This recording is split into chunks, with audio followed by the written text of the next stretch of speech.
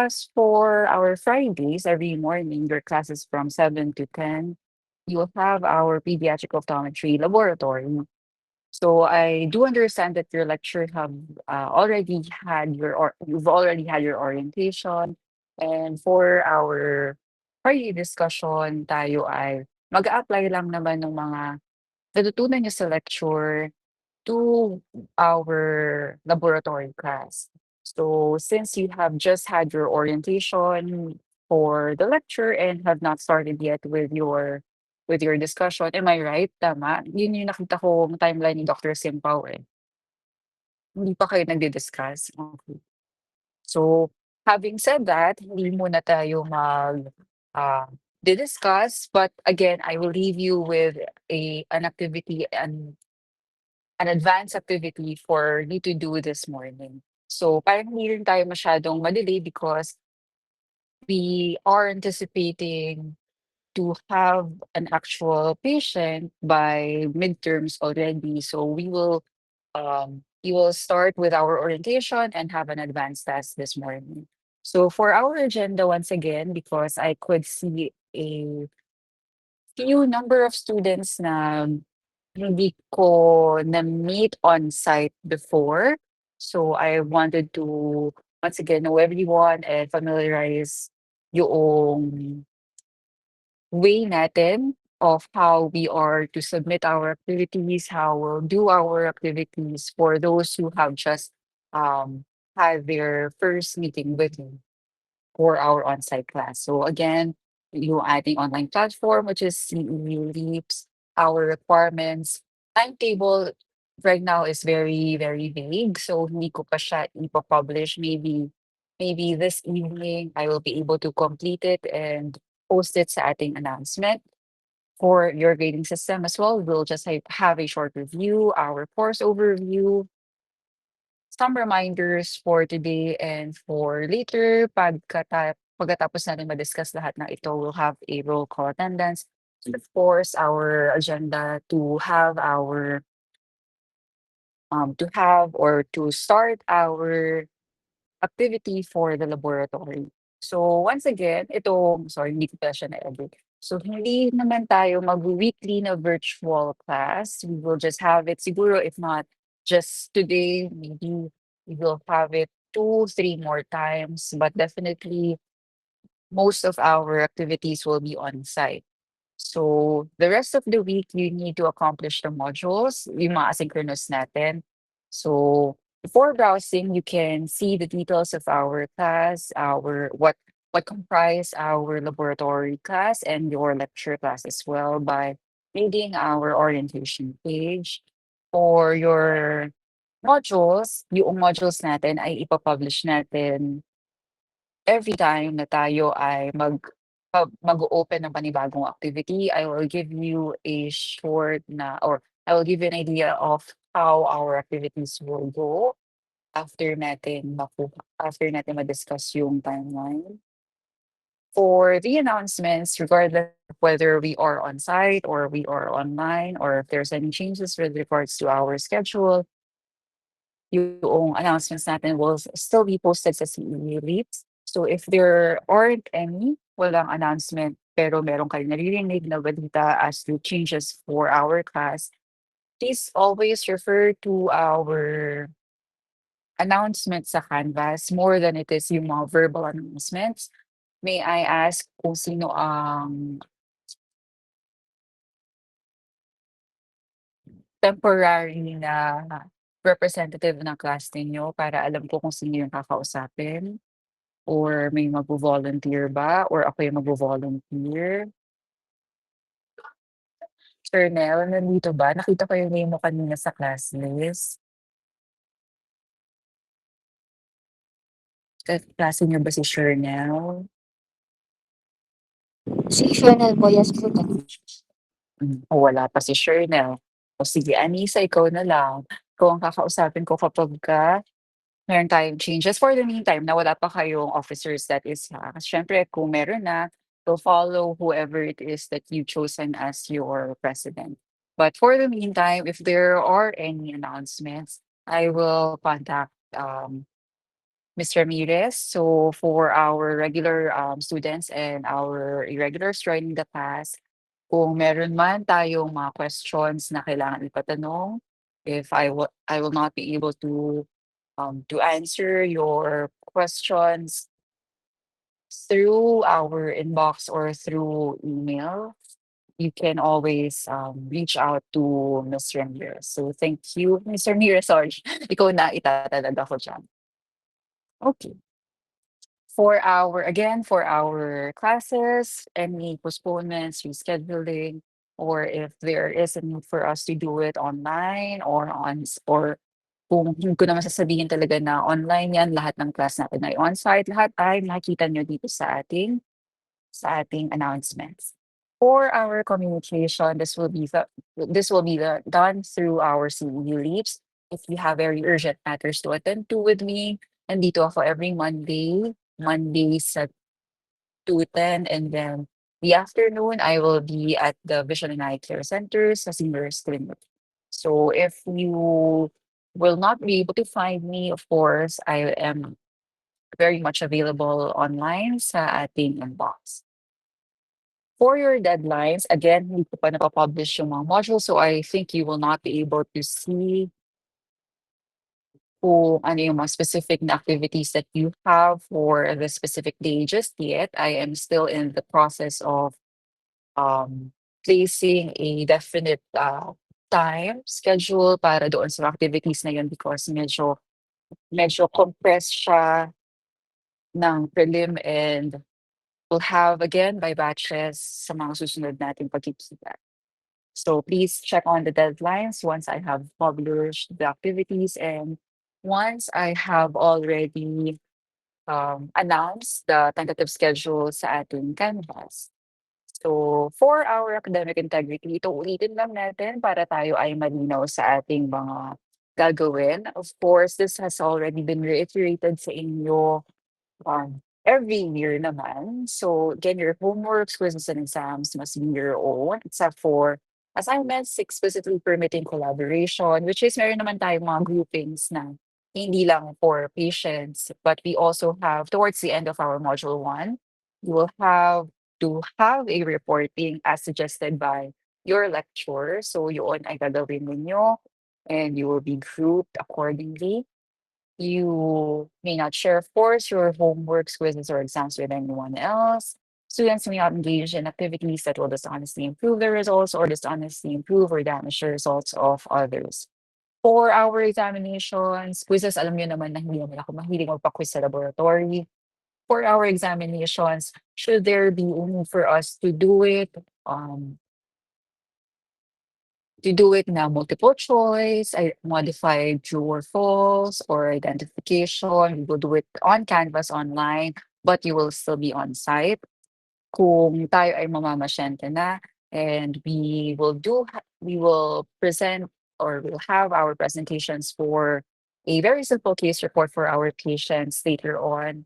Then that will be, or may mga guidelines tayong isiset at um, yun naman for collaboration naman talaga siya. But anything other than the case report, anything other than the reporting ng ating mga topics and reporting of your specific cases, hindi tayo mag-collaborate with other students.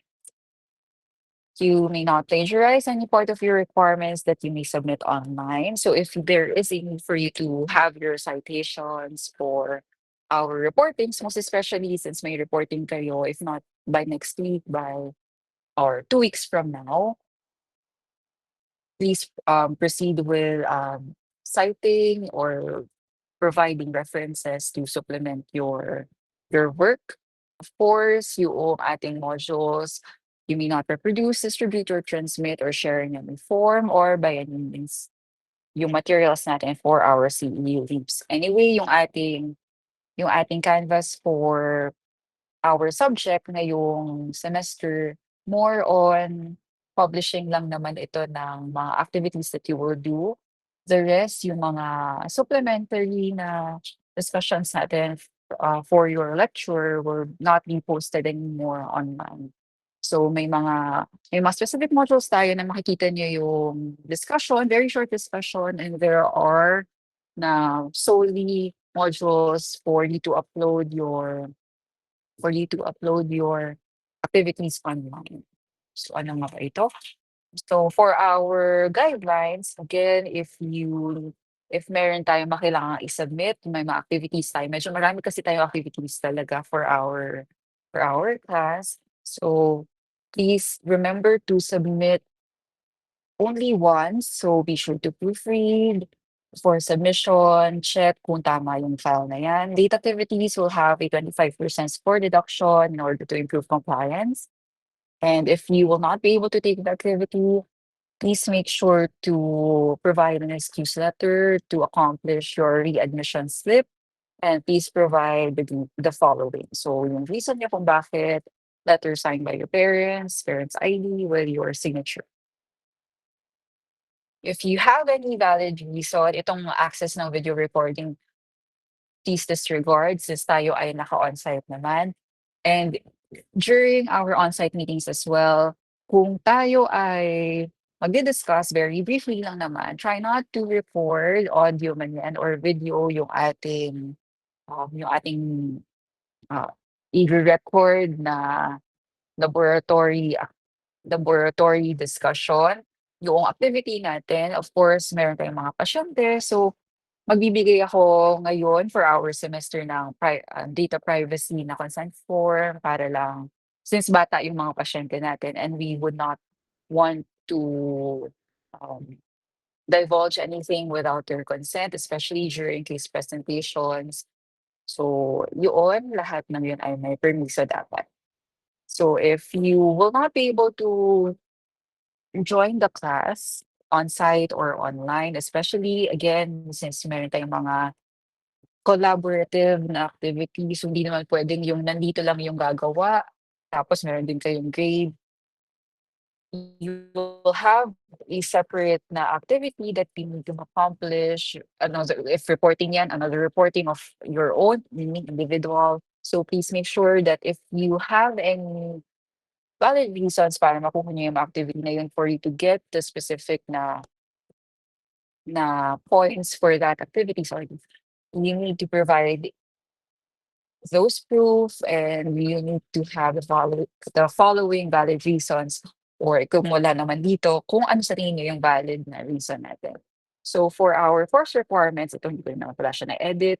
So you reach activities that will include your task, your activities, kung merong quizzes, assignments, yung mga post-task natin, kailangan yan ay kahit gagawin natin siya on-site, we need to of course upload it online. So gano'n naman yung nakakagawian na natin sa mga activities natin from before. You need to always document, you need to make sure na lahat ng results natin ay naka-upload online. Midterm or prelim of including my midterm and final examination, ito ay probably case reporting kung kami ay mag-usap ng lecture at hindi naayon ito sa kanyang laboratory for section A, we will have to change it para pare-parehas kayo ng um, assessment. So for our grading system, your grades will have a 70% cutoff, much like our other subjects, yung mga major subjects, well, ngayon namang fourth year, first and second sem onwards, has that lahat naman tayo ay may naka-major subjects ngayong mga subjects na tinitake. So lahat yan ay 70%. Final grade is the average of your prelim and your midterm and your finals, not only the midterm and the finals. So each periodic grade consists of your class participation and your periodic exam. So ito, bago ko i-discuss ang ating timetable, sorry napakagulo ng aking desktop. Let me just present something else.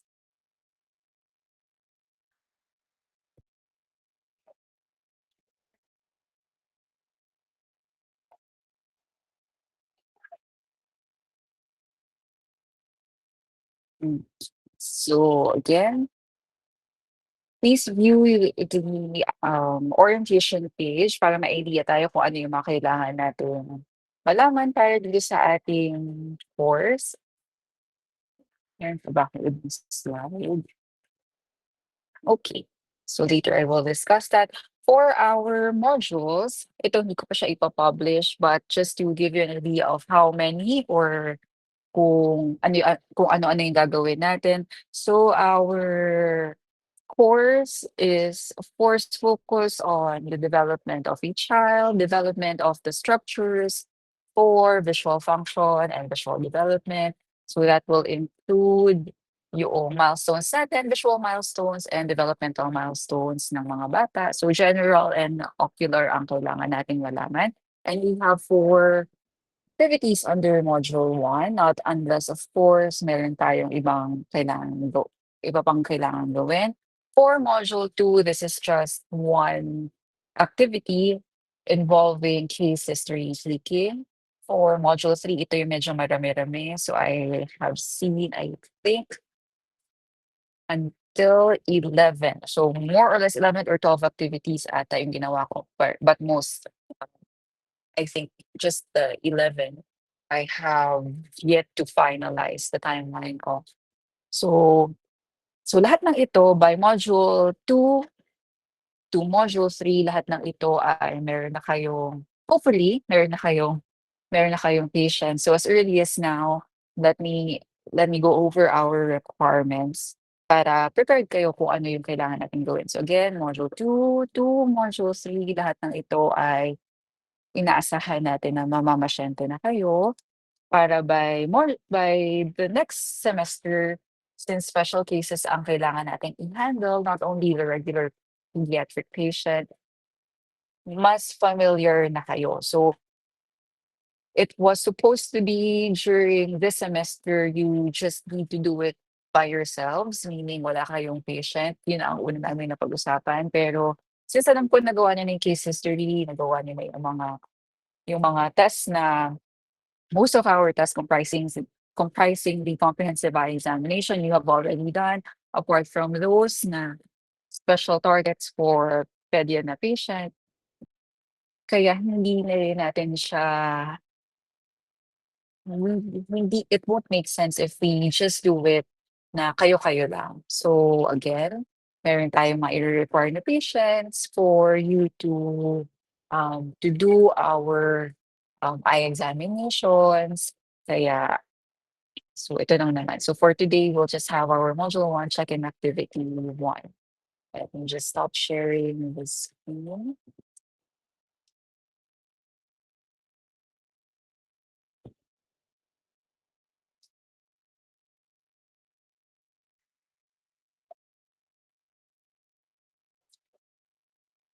Okay. So for our timetable, ito ay every Friday of the week, of course, yung ating class. Again, the schedule will be given sa announcement natin. If not tonight, maybe the course or maybe the course of the whole weekend, I will be able to publish our tentative na schedule.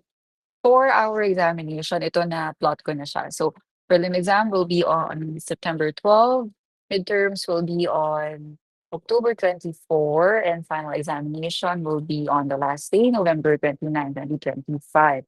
This will be, of course, lahat yan ay Friday. Tentatively, for the prelims, tayo ay mag-written na examination, as well as midterms, I think. For our final examination, tentatively, we will have a case reporting of your pediatric patient. So, course intended learning outcomes natin, of course, is for at the end of our semester, you will be able to have knowledge on visual development of an infant's eye inside the womb, teach students competency in prevention, detection, diagnosis, treatment, and management of pediatric vision disorders and inefficiencies, furnish students with different pediatric visual acuity charts, vision screening assessment tools appropriate for the patient. Yun lang ba? Okay. So for our course overview, again, 3 modules. And for our additional course requirements, ito please make sure to have um, for now, sasabihin kong per group siya, pero there are activities that I have given before online that individually nagagawa ng students. So I'm not sure if I will still do it individual or online, or rather individual or by group. So please just prepare itong ating gamot, tropicamide for cycloplegic refraction or dilation, proparacaine for our anesthesia, all ophthalmic eye drops ito. Pediatric patient ito between the age of 7 to 18. So, yung mga pediatric patient natin na ire-require natin, lalo na kung medyo alanganin na yung age nila, which is yung mga nasa teens na yun, mga nasa 15, 16, 17, 18, very mature na yung face nila. So, I will be requiring a proof of yung birth date, and of course to make sure to confirm yung age ni patient na siya ay nasa 7 to 18. If meron kayong mas bata na pasyente, yung mga nasa 5, kasi 7 lang yung binibigay kong bracket, 7 to 18. If you have patients na as young as 5 years old, 6 years old na pwede niyong ipasyente, why not? Wag naman yung baby. Kung may pagkakataon tayong magkaroon ng patient na very young, I mean, wag naman sanang newborn, pero mga 1, 2 years old, I am more than thrilled to have a laboratory activity with the said patient. Pero kung nahihirapan kayo, just between the ages of 7 to 18. So sa first na assessment natin, tentatively I have for yung actual patient, tentatively I think I am attempting to have it done.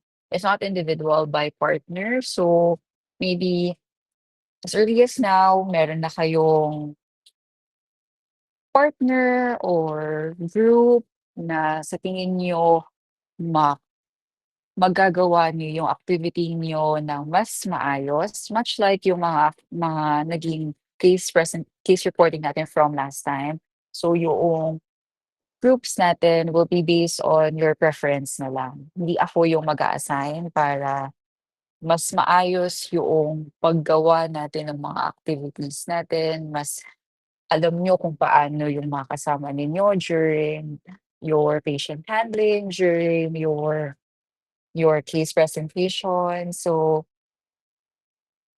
Anissa, please provide me a list of the students per group. Kung 45 kayo based on the count ngayong morning, maybe 8 groups of 5. Tama ba yun? Tama ba yun? Sorry, 9 groups of 5. 45 nga pala. 9 groups of 5 ang kailangan ko. Tentatively. So, if you have decided already among yourselves kung sino yung magkakagrupo, if not 9 groups of 5, maybe 8 groups tayo, and maybe roughly 6 to 7 per group ang meron. Please give me the list as early as next week kung meron na, para ma-plot na natin yung ating schedule, kasi nga tayo ay may magbabay batches at babay group sa midterms or dulo ng prelims. So case record ito, yung case record natin kahit yung digital lang, para hindi na natin agawan yung mga nagki-clinic. So I will be the one to provide our digital case records. Uploader ito, natanong ko na sa ibang kaklase niyo, but I'm not sure if everyone was able to obtain this specific na tool. So uploaders, yung opaque, yung translucent. Opaque is the black one, yung entirely covered yung eye ni patient, and then or when doing cover test, that is, or doing monocular assessment. The translucent one, yung makikita nyo pa rin yung eye ni patient under very, of course, very vaguely yung mata ni patient, nakikita nyo yung with the translucent na occluder, para mas ma-assess natin na maayos during cover test yung ating mga pasyente. So, If wala pa kayo nito, o your translucent occluders, please make sure to have it before our pediatric eye examinations. For the acuity charts, ito meron naman tayo dito sa school. Pero meron akong mga activity na kailangan tayo ang mag-produce nito. Of course, para sa inyo rin naman yan, para kapagka nag-handle na kayo ng actual na patient of different age, at least meron na tayong naka-ready na mga gamit. So lahat naman ng yon ay ibabalik din sa inyo. Pero may activity tayo na kailangan kayo yung, if not gumawa, kayo yung um, as a group, meron kayong sarili yung set no activity charts for our pediatric patient. So, since tayo ay orientation lang today, ayokong pangunahan si lecture sa kung ano man ang kailangan niyang i-discuss.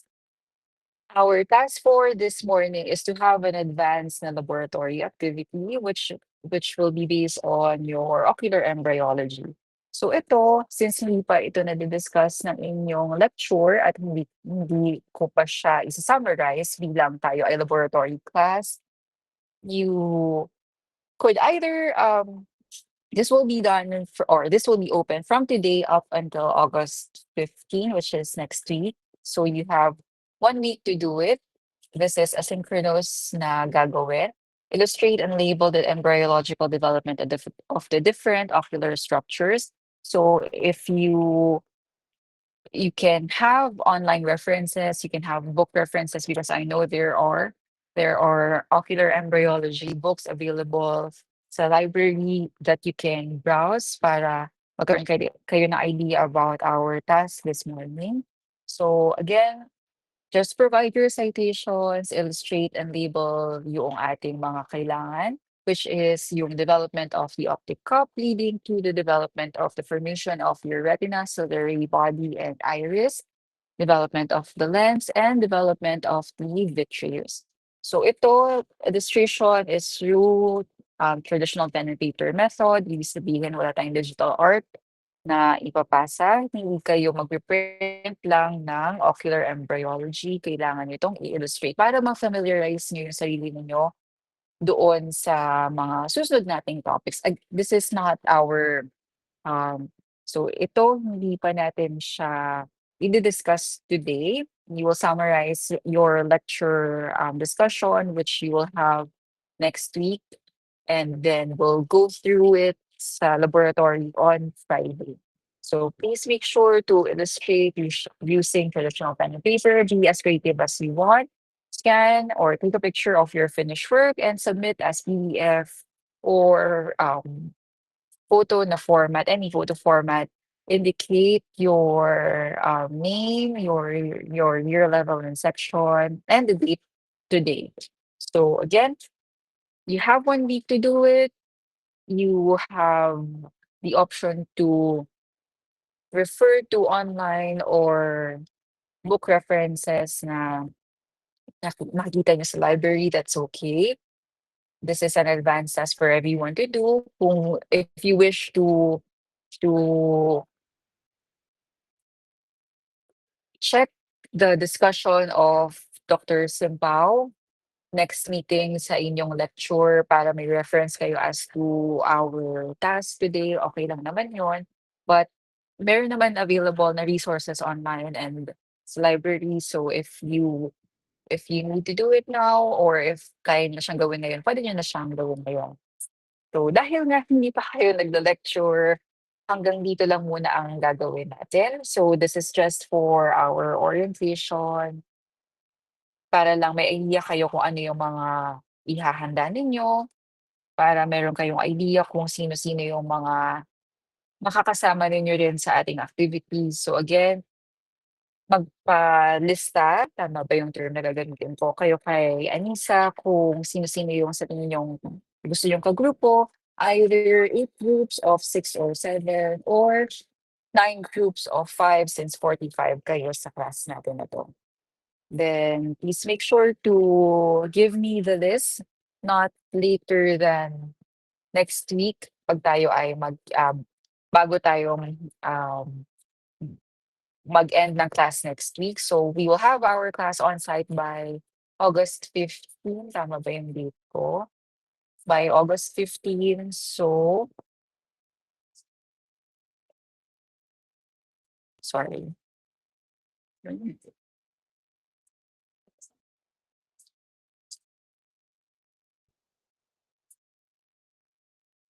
So, 7 ang class natin. Be here, 7 o'clock sa 213 ang classroom natin. Since tayo ay patapos na, yun lang ang i-leave ko at ipapublish ko ang ating module after kung i-end itong klase na ito.